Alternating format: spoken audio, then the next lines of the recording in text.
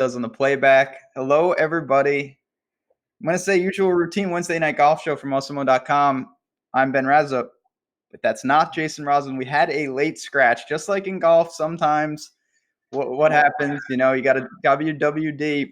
We've got Nolan. Jason is the Louis Oosthuizen of this golf show this week. People have feelings on old Oosty. But thanks for hopping on, man. Our first show together. I'm excited, obviously. You couldn't have picked. It's been a long time. We've worked for Osmo for like a year, and we haven't done a show together. It's true. Crazy. Very true. I just found out that you're a Jets fan. Is that correct? I am. I grew up in New York. Jets, Knicks, all bad things.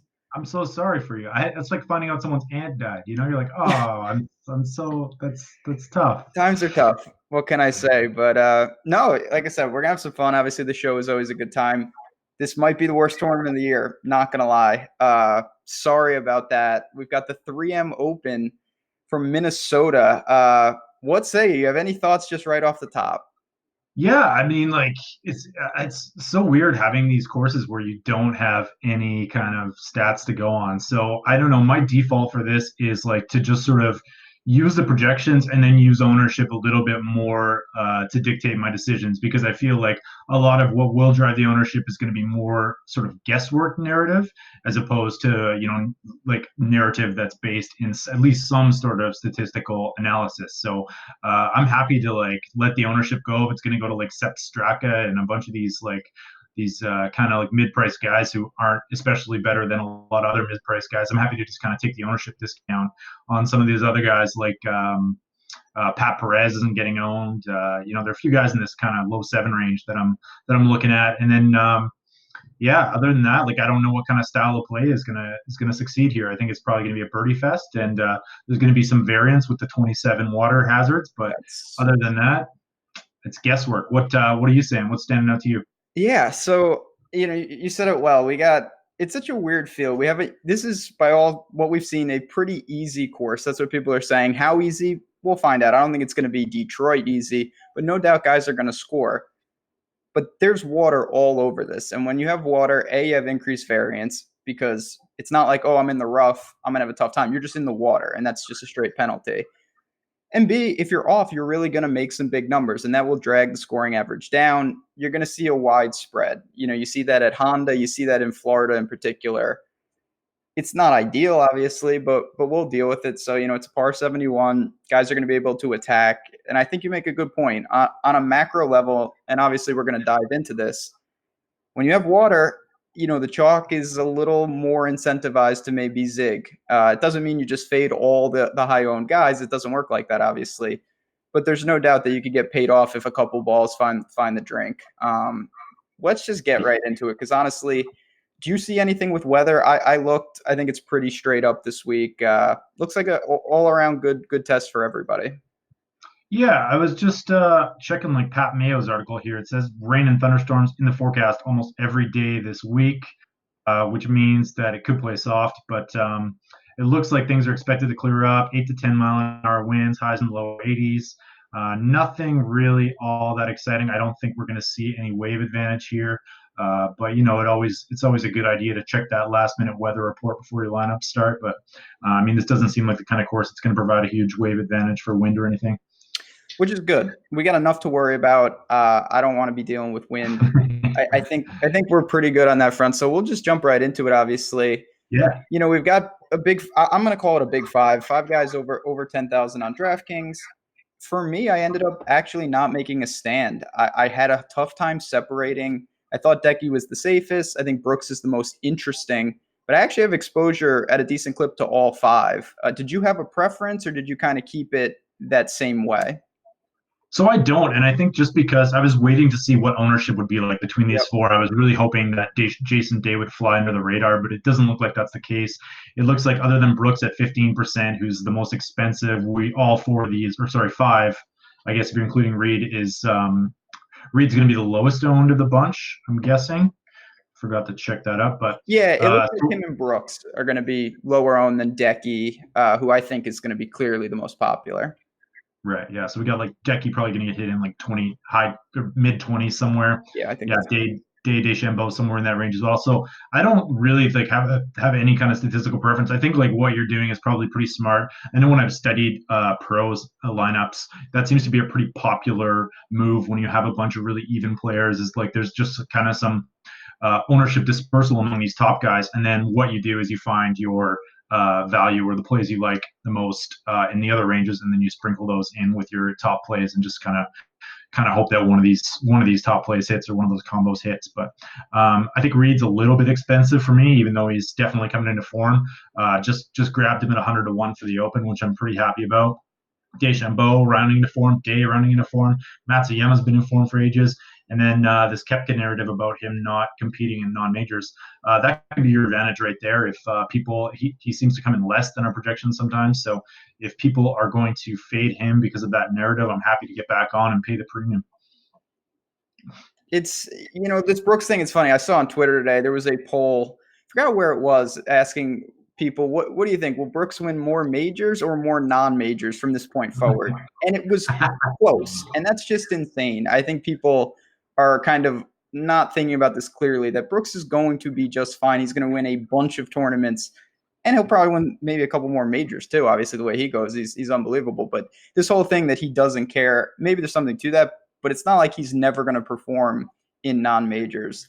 I think that's overblown and valuable at this current situation. So for me, it's not, it's fun to come on and be like, I have one guy, 70%, put him on the board.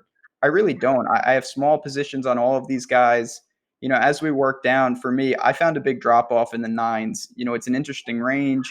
We've got Sabatini, Neiman, Hovland's playing great. Chad just mentioned him. What did you make of it? And then we have Finau on the other side, who's playing awful, but kind of feels underpriced. Yeah, he's underpriced. And this is interesting spot with Finau because like his numbers over the past let me just pull him up here because he's kind of his ball striking numbers have been on steady decline. 100 rounds, he was 12th. You go back to 50 rounds, he was 15th. And then as you get further and further and closer, he's up to 50. He's 53rd in ball striking over the last 12 rounds, 41st over the last 24. So I don't really know what to make of it, to be honest. Like you're kind of balancing this the long-term form versus the short-term form, but you are getting that discount, right? So in the ownership discount anyways, because I feel like if informed Tony Finau was this price, he'd be the highest owned player on the slate, and we're probably going to get about 5 to 10% ownership discount on that. I think so too. And it's really interesting just because you not to take away from Neiman, not to take away from Hovland, we've seen them play well recently, but overall I think clearly Tony Finau's got more pedigree, got more, just a better resume. Now I know golf is a form game, but I tend to side with that. He's had a little break. It's been rough, but I'm going to go there. I worry about him still garnering a decent clip of ownership, I'm going to be honest. But if I can get a discount, I'll live with that. It's nothing against Hovland, nothing against Neiman, but just not for me. And, I mentioned I like those top guys. These are tough second guys in. It gets ugly quickly as we work down. It's going to get pretty egregious fast. So that's what I made. Did you have any thoughts on Sabatini in general? Because, he's someone who got overpriced. My God. I can't do it. I just can't do it. I don't care how informed the guy is. Like, that's 10,000 or 9,500 for Sabatini. Like, I'd just pay the extra 5 for Reed or, I don't know. And like, it's not like he's at 2% ownership either. He's 15% owned. Like that's nuts to me. So maybe it's just I'm slow in coming around to the notion that Sabatini is somehow this good. I don't know. Like he's been doing it for a while now, so it's not like I don't think people are wrong for going there. But my initial take that when I saw that price was like, okay, well this is going to be like Chez Reavie last week or something. It's going to be a full contrarian play because no one wants to play him at a price they're not used to paying for him. But 3 top 5s in his last 6 tournaments. It's been great. Yeah, and his tee to green game is just unreal. He's gained strokes in every single tournament since mid-March. So that's really impressive. I don't know what to make of that. Like I tend to be more of a long form kind of a guy, but you never know. I haven't heard any stories. Has he made any changes to his swing? Like you know what he did? He got rid of South Africa, so he's away from Charo and Usti and Grace, which honestly that's probably what did it. And he's hanging out with Zdeno Chara and the Slovakians doing him well right now. Like I said, I'm in line with you. I get you want to go there, more power to you. He's been paying off. He's as premium as he's going to get, though. The window is pretty narrow. Just Yeah. not for me. I'm not there. If you went hybrid balanced in cash, I guess you could start with him, but I'm just not doing that. As we work down, I mentioned this on a couple shows that I've done this week. I cannot. This 8K range, I think, is absolutely brutal. It's littered with guys that I think either have major red flags, they're not playing well, they feel overpriced.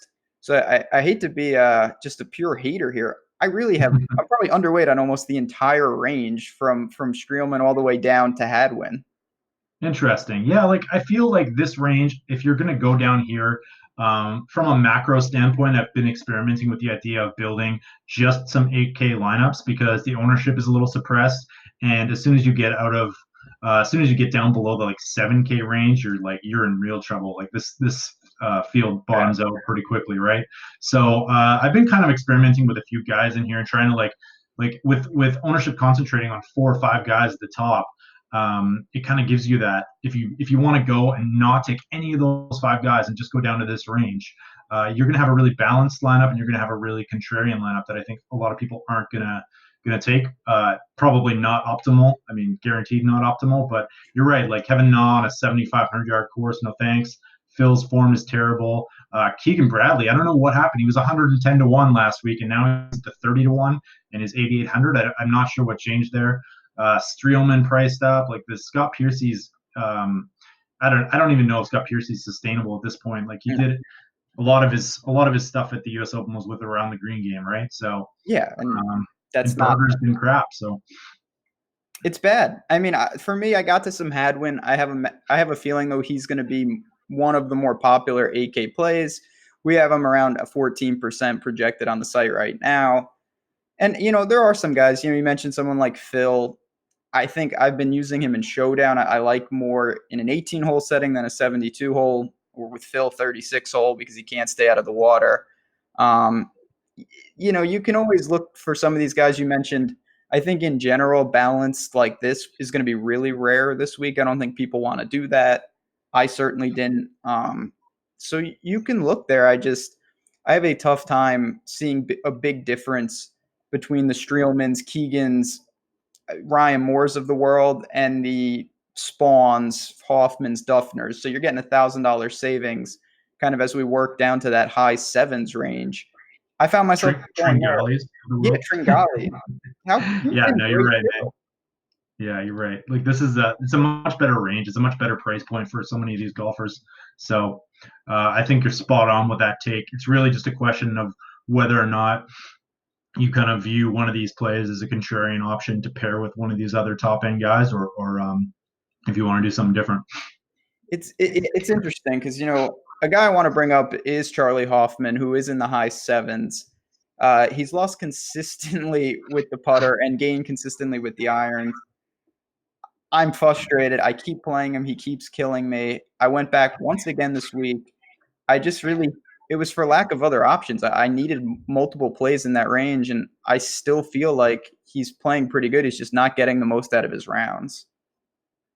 Yeah, I'm just looking him up here. So like tee green gain, two strokes gain, 2 strokes gains in the last 3 missed cuts in a row. But yeah, I mean, your pedigree's there, and the price point is there. But like when you look back at his numbers over the past over the past year or so, it's outside of he had that like one hot stretch like 2 summers ago, or maybe it was like during the swing season, and then like since then it's just been kind of middling results. So I don't know. I keep going back myself as well, and I just have been super disappointed, and I don't know what to make of it. I don't know if this is the case where you just wait for him to get on another heater again, or if you take him at the reduced ownership. Do you have a feel on someone like JJ Spawn? Chat just mentioned him. We haven't projected sub 10%. Obviously played really well last week. I think he's healthy. He's a guy that I'm interested in. He's not the longest player, but I have no problem going right back to him again. I think at a fine price point. Yeah, for sure. I'm totally in. Like he's been trending up recently as well. Really good strokes gain approach numbers. He has pretty poor bent grass putting splits, but I don't know why. I've been hoping like JJ Spawn would get back into it after like everyone was playing him after his wedding, Instagram wedding. You remember that like a few months ago, He's on fire, yeah, during the swing season, and now right? And then he just fell off. yeah. So, but it looks like a lot of those woes are behind him. Like he kind of had six or seven tournaments in kind of February, January. Where he was losing strokes tee to green and losing strokes in approach, which is his strong suit. And now he's come back and looks to be rounding into form. Do you worry at all about putting splits? Does he factor that in? You Like know, he's got I look at it, obviously, there are certain guys, Glover in particular, I really, he has some struggles with bent. There are some guys where I weigh it heavier than others. But all in all, I think we've seen, you just alluded earlier in the show to Keegan. He gained 10 strokes at Travelers putting, and he's an awful putter. It just, that can't happen, or I guess it could, but the chances of an awful ball striker just suddenly doing that is so remote. Whereas with putting, even bad putters, we see it time and time again, they can get hot. So I don't yeah. worry about it too much. I feel like my position on it is like I only really fade extremes, right? So Yeah. like, and like Spawn is kind of like borderline extreme. He's minus 24 strokes gained putting on bent grass and plus 8 on all other surfaces. So anytime I see numbers like that, I'm generally inclined to kind of like tick them down a little bit, just because I feel like there's probably something there. But at the same time, like if you really like a guy, and I don't see any reason to fade, right? Like it's pretty much like a nonsense tiebreaker stat, I guess, to me. But it's sort of like, yeah, pretty much just use it if I'm on the fence between one guy or another, right? Oh, for sure. It's definitely something, if I have two guys, they're similar ownership. I kind of rate them equal. They're same price point.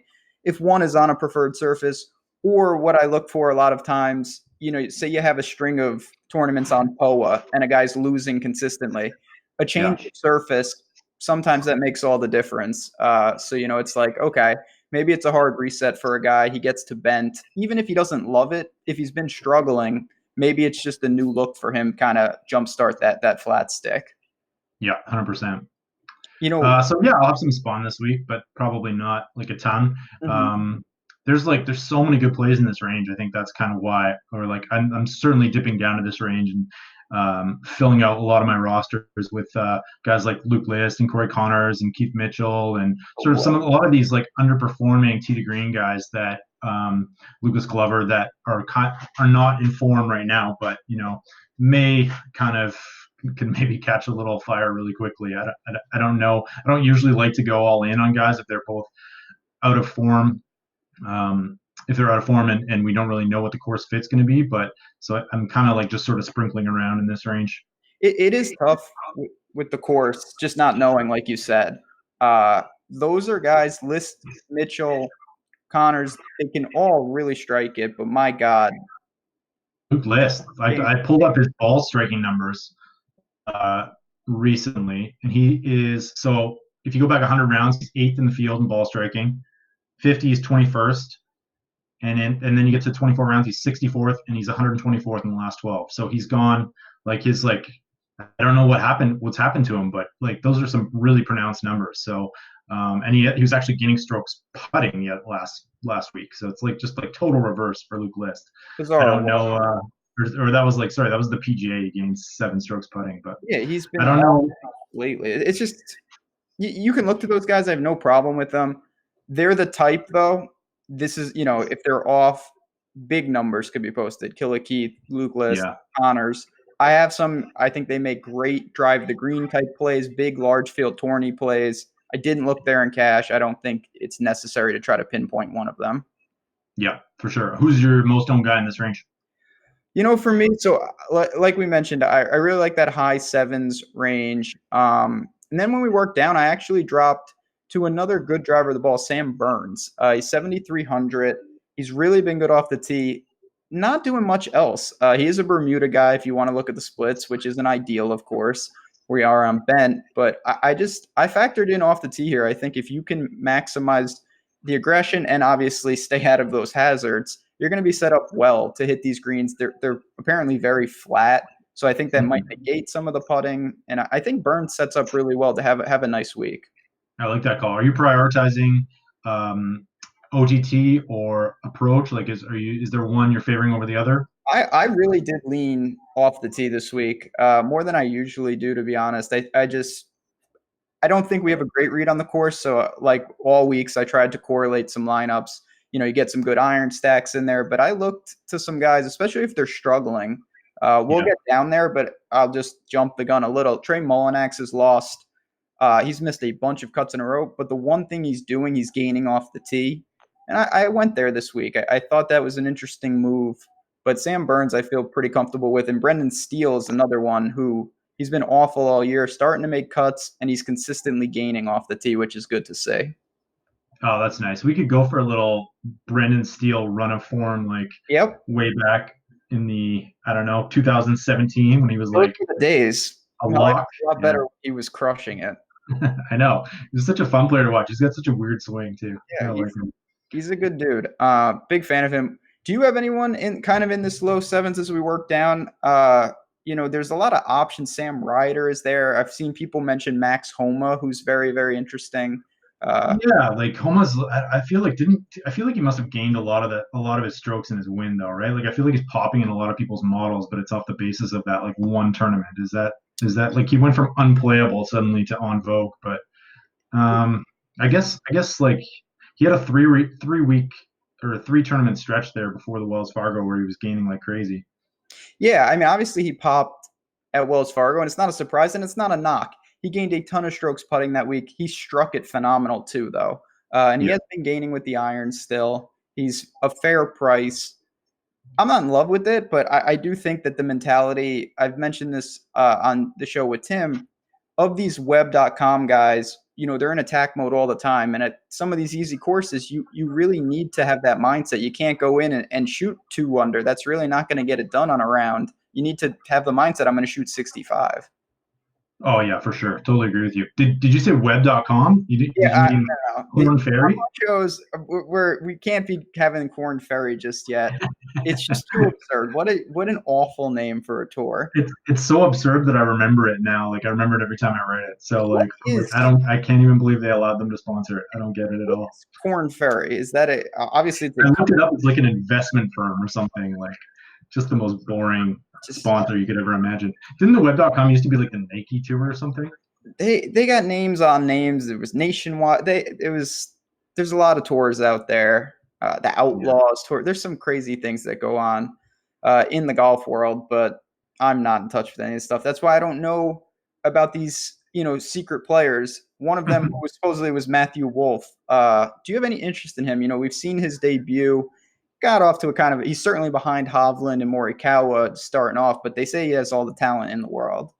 Yeah, he's kind of had a bit of a rough start to his career, right? Like I haven't really been following him, kind of waiting to see what happens. He's got like a 50 and 80 and a missed cut last week, so gonna take a wait and see approach on that one. I feel like he should probably be about $1,000 less on DraftKings, so I'm not gonna get to him this week for sure.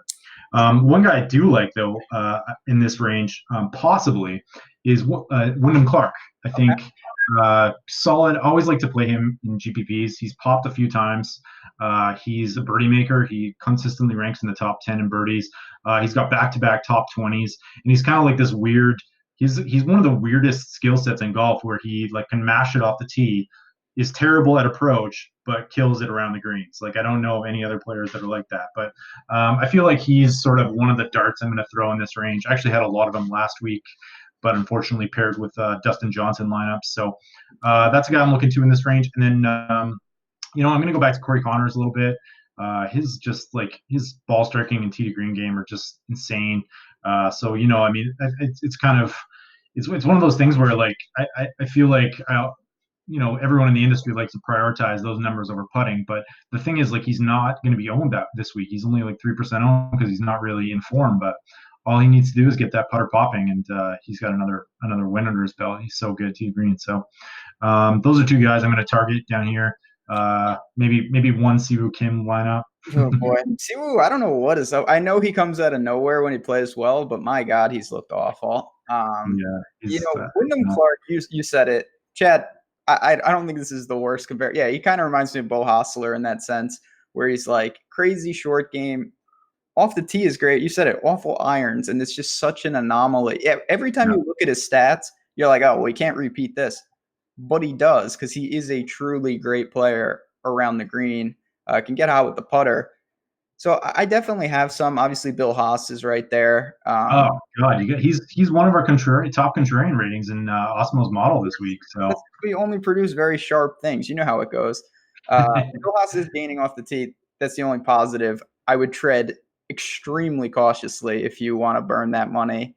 Sam Ryder's there probably a better spot. And boy, I mean, we're doing the best we can on this show here, but now we get really egregious. This is bad. The 6K, you have to, so if you pay up, especially if you try to pair two, Reed and another top end guy, you're going into the sixes maybe twice. Did you find anyone that you felt comfortable with, or was it more just deep flyers? I mean, like I think Troy Merritt's probably going to be the most popular play for good reason down here. Carlos Ortiz kind of struck out. I don't know if I'm just listening to too much Pat Mayo or what. There's like a few guys here. Like Anirban's been doing a little bit better lately. I feel like maybe he made a cut anyways. I don't know. I'm just looking at this range. It's gross. Robert Garrigus apparently had a really good start on the Korn Ferry Tour. Yeah, he's back from suspension. Andrew Landry is a guy that, I was on Pat Mayo this week and we talked about him. He's one of the guys that's really been striking it well, hasn't made a lot of the putts, especially for birdie, not gaining, he's gaining opportunities, but not scoring as much. So I think you can look there. I mentioned Molinex. Like I said, that's a gut feel play. I'm banking that his off the tee game will stay where it is and he can fix the rest of it because he needs to. It's been very bad. But boy, it's pretty tough down here. There's a lot of guys that I really look to, but man, you find more problems than solutions. Alex Prue is a guy, another pretty good ball striker, but there's not much to say. You have major red flags with anyone. Yeah, it's pretty tough. I'm always hoping that Adam Svensson, another Canadian, kind of gets it going on the greens too. But like at this point, it's just like there's just no hope, right? Like I don't know how you can putt that poorly and be so good at everything else. Every week, yeah. I looked at him. He's really cheap. Not really down with it. Chalk Burgoon week, no Brunson for me. I just can't do it. I did have one last guy. And then coolers, if you have any crazy people, feel free to point them out to us. Steven Yeager is a guy that he's made 3 out of 4 cuts. He's striking the ball well. He missed at Detroit, but if you look at the stats, he lost 4 strokes putting. So I think he would have, be working on 4 straight made cuts if he had a good putter last week. 6,800, obviously not popular. I think you could do worse than him. See, yeah, like I think that's probably a good play, especially that price point. He's pretty much like an around the green guy, though, right? Isn't he like a big short or is he like OTT and around the green as well? Like, what's his style? Yeah, a lot of these newer, Korn Ferry, I'm trying, graduates here, they all seem to be able to get it done off the tee. And then a lot of them are crafty, and he's one of those. He had a 58 on the web.com. Not that means really anything, but obviously when you can do that, you certainly can get it going. It hasn't translated just yet, but I think he's starting to play a little better. He's a guy I kind of had my eye on. I thought he'd be better, honestly, at this point. Yeah, that's fair. I like that call.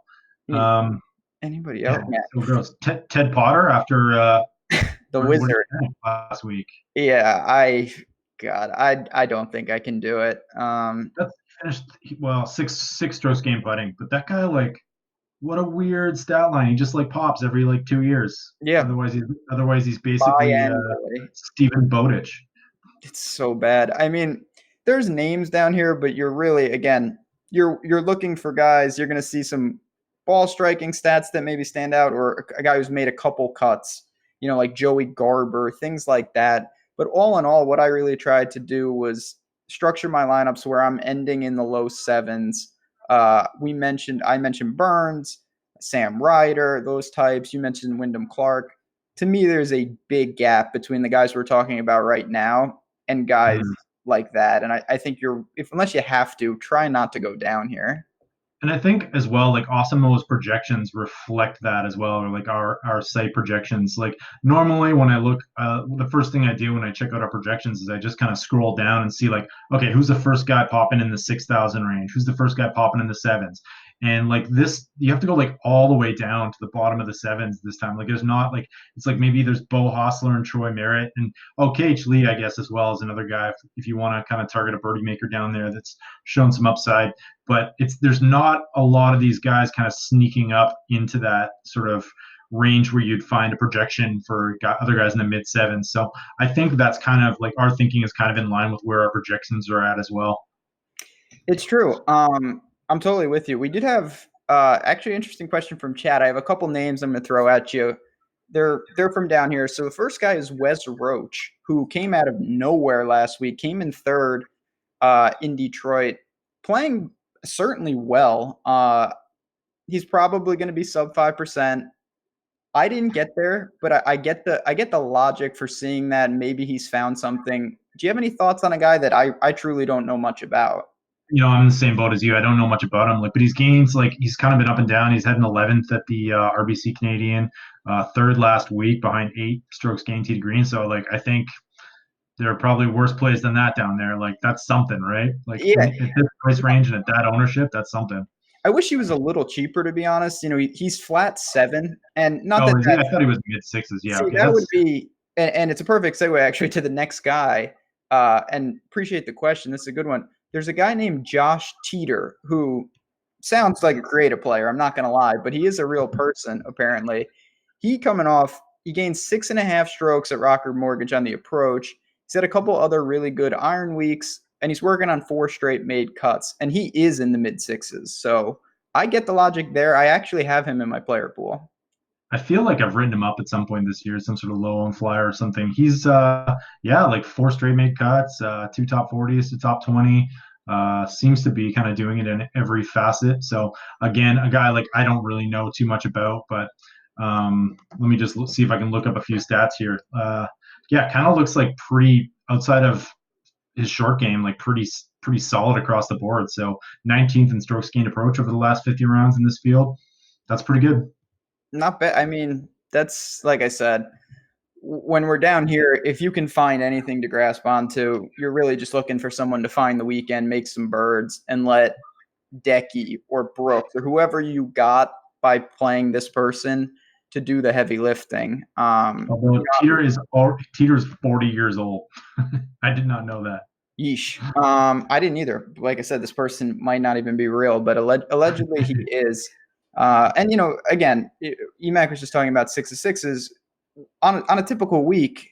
If it's 5-10%, 6 of 6, you're really only looking to kind of get a couple lineups through, depending on how many you play. You're not going to have that many bullets. And it's just trying to maximize kind of that uniqueness, just having a path. So if you think those top tier guys are really where the win equity is, you might want to go with someone that we're talking about now and roll the dice and hope that they can make the weekend.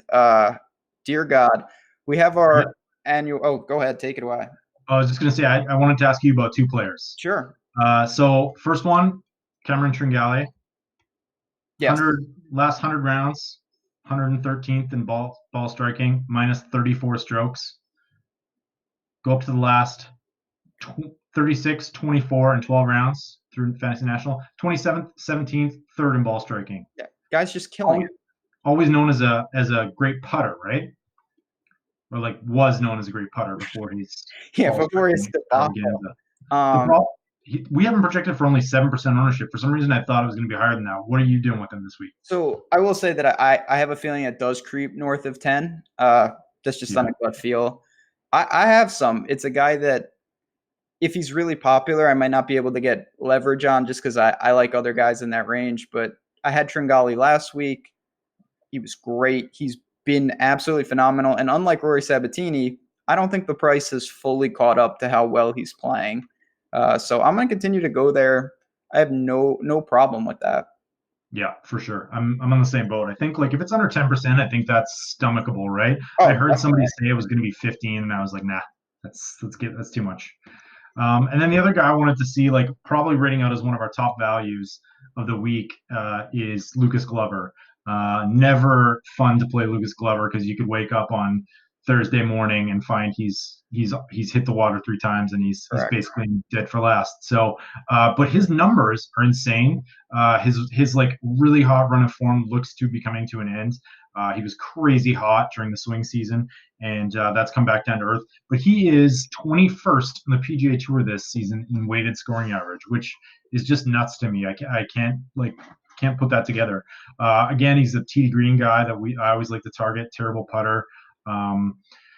And he's not going to get a lot of ownership just because he's burned people 2 weeks in a row. Are you going to get there this week? So Lucas Glover is always, to me, one of the hardest guys each week because he's an incredible ball striker. He's low-key probably has a better resume than most people would think. He's won a major. The guy can obviously play, but he's also guy misses a lot of cuts, I think, for his talent. He has maybe when you were talking earlier, you asked me about splits with grass in particular. He is one of the few guys. He is the worst bent grass putter I think I've ever seen. He really struggles on that surface over a long period of time. It doesn't mean that he can't play well on a bent course, but man, it's putting a lot of pressure on the rest of his game. So for me, Lucas Glover is a damn good player. When his A game is there, he's good enough to win any event. But I do worry about him at bent grass events, and this certainly is one. Yeah, agreed. He loses about a half a stroke on bent grass, which is nuts. It's just bad. So Coolers, as he always does every Wednesday, has sent in the list. We got some dudes here. So I'm gonna toss them out to you. Let me know a yay or nay here. We got Brandon Harkins. Didn't even look to him this week. What about you? I mean, Brandon Harkins is a guy that I was playing a lot, and he was making cuts in spectacular fashion. Obviously, that's ended. Now he's just missing cuts because he's not playing great. But he's another one of these tee to green guys that just can't putt, right? Yeah, he struggles. He can score really well. Not for me this week. Next guy. I like that call though. Like I always like that's my philosophy. Take the guys who can't putt. I mean, I think it's pretty standard. But also a plus bent grass putter. It looks like he's gains about 0.4 strokes versus losing 0.23 on other surfaces. So something. And then like he had a decent run of form here. Where he was gaining strokes tee to green every week before missing the cut last week at the Rocket Mortgage. So I think that's like decent flyer. Unfortunately, he doesn't have like a single top 10 in like the last year and a half. So it's pretty, you probably won't need much to get overweight. No, you certainly won't need much. And that's what this list is about. These are dark horses. I like it. The next one is Ollie, who, if there's one person obviously to make a crazy number, we know it's him. What can you say? I think he's always in play because, if you want to devote a couple lineups in a 100,000 person tournament to Ollie, I get it. But man, I don't think you could say any confidence in him. Yeah, right? No, I'm good. I haven't been playing him for a while. I feel like there's a cognitive bias that because he has such a cool name and he's so distinctive, doesn't he wear like a really distinctive hat? Yep. Yeah. So I feel like people just sort of mention him more than he probably should get mentioned if his name was John Smith and he didn't wear a hat. So yeah, I got nothing on Ollie. I'm trying to I was like playing him a lot way back in the day, but yeah, I'm not going to have any shares this week. What about you? I might have like not a ton, certainly not even a priority in the sense of flyers. There are other crazy guys that I'd rather play. 16 players. Yeah, it's pretty good. It's Sam Saunders is the next guy on the list. Is that Jack Nicklaus's? Yeah, no, it's Arnold Palmer's grandson. Arnold Palmer. Grandson. That's another one. If he wasn't Arnold Palmer's grandson, he would be Josh Teater, who I didn't even know existed. It's Saunders. He's one of the people, I've seen at times first round leader type bets with him. And I think that makes a lot of sense, especially when he goes out early because he can get hot. But can he sustain it for 72 holes? Big ass. Off the team mold a little bit. Mm-hmm. He is in the player pool. I will say he was one of the flyers I actually got to. But man, he's just, it's not a great situation. And actually the next guy is another guy that's in my pool is Cam Davis, who, so I've been told, is supposed to be a good driver of the ball. Really struggled on tour so far. That's about as ugly as I got in my entire pool, he would be my last man in this week. I don't know much about Cam Davis. You don't want to know. You don't need to know about him because he only plays Thursday and Friday, obviously. He's Australian, really good driver, just bad right now. He's 6,300 though, and I needed him. I did do a couple like decky read starts, and he comes in handy on that. This is a good name that we didn't talk about. Hank Laboy, Lebiota, whatever his name is, 6,900. Florida State kid, played really well, making cuts. Any interest or just kind of no feel? Yeah, and he's like a big birdie maker too, right? Like I've noticed him popping at the top of a lot of these birdie or better rankings. So like I've been playing him a lot recently as like one of my favorite scrubs, as long as but the thing is, like I feel like people are onto him and the ownership's been there as well for him. Let me just look up what we got him projected for. So we got him at 3% this week, which is not bad at all, really. But where is he for birdie or better here? Yes, so he is 10th in the field in birdie or better over the last 50 rounds. So I think like when you're targeting these guys down here, down low, you might as well target the guys who are gonna score if they're on, right? So I've got no problem with him. I think that's pretty smart play down here. I will say this isn't even on the list, but chat. Mark Asher. A, I appreciate you watching the show. B, Curtis Luck, shout out. I respect that immensely. I'm the only Curtis Luck truther left in the world. I love that guy. So all the power to you for saying Luck over Cam. Good for you. Damn. I hope Curtis Luck one day plays well because I play that guy more frequently than anyone. Back to the real people. We got two more, and then we'll get a hot take, and we'll walk on out of here. We got Matt Jones. All right. He had a little run this year. A little bit. Yeah. Yep. Anything? Yeah, I don't know. I really haven't been getting to him because I feel like I think he was like really owned at one tournament. It was the Charles Schwab or something like that, where he got up to 10% ownership and missed cut, and then like that was after a fifth at the Byron Nelson. So I feel like he had a little good run of form there during the beginning of the year, and it's kind of gone downhill. So I'd be more inclined to be off of him just because I feel like he's probably performing more closer to his baseline right now than he was when he was hot. But yeah, certainly not the worst play. What's his price point at? Where is he? I think 7, he's like flat 7, right? Yeah. So it's not bad. Him and the next guy on the list is Nick Taylor, who's 7,200. He's behind for me. I'll just give my spiel real quick. Behind Steele, behind Burns, behind Wyndham Clark. But he's obviously a guy that we've seen on tour compete. He's a fine player. He's a fellow Canadian to you. I'm a big Nick Taylor guy. I don't see any reason why this is a great setup for him. But, if you're looking for a 1%er in the 7s, you could certainly do worse. Yeah, he feels like a pretty safe play too, right? Like he's probably a little less likely to make the cut, or a little more likely to make the cut than a lot of players around here. A little less likely to top 10. Would you say that's a good guess? He's just a guy that kind of does his thing. When he gets going, he's great, and most of the time, he's not the best. I have no problem with it. Like I said, though, Sam Burns, Steele, other guys in that range for me. I've got one more guy I want to ask you about too. Oh, sure. If we're on that list. Taylor Gooch. Taylor Gooch. Taylor Gooch is an interesting guy. I actually don't play him as often as I probably should. He is, as you know, obviously an incredible iron player. Mm-hmm. Last week, he was an incredible putter, which is always a kind of a weird red flag when a non-putter goes nuts like that. But, when you can hit the ball with the irons like that, you're always kind of in play just because it's an incredible skill set that he has.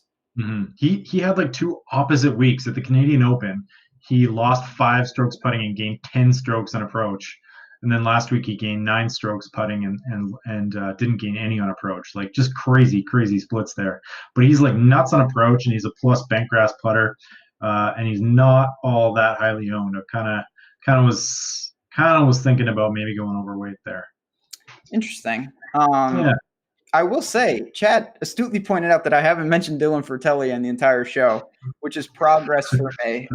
First. Obviously, I'm way over, in case anyone's wondering. I have a ton of Fratelli. Still behind. What do you like about Fratelli's game? That's a fair question, because there's not that much to like. So another one, it's really interesting. Obviously, I play a lot of Euro golf. I bet a lot of Euro golf. So he was someone that I had been waiting to come over. Really good driver of the ball. I thought he was a timely putter. He came here and he started to get it together, and then it never really connected. And lately, he actually hasn't even been driving it that good. Putting has not been great either.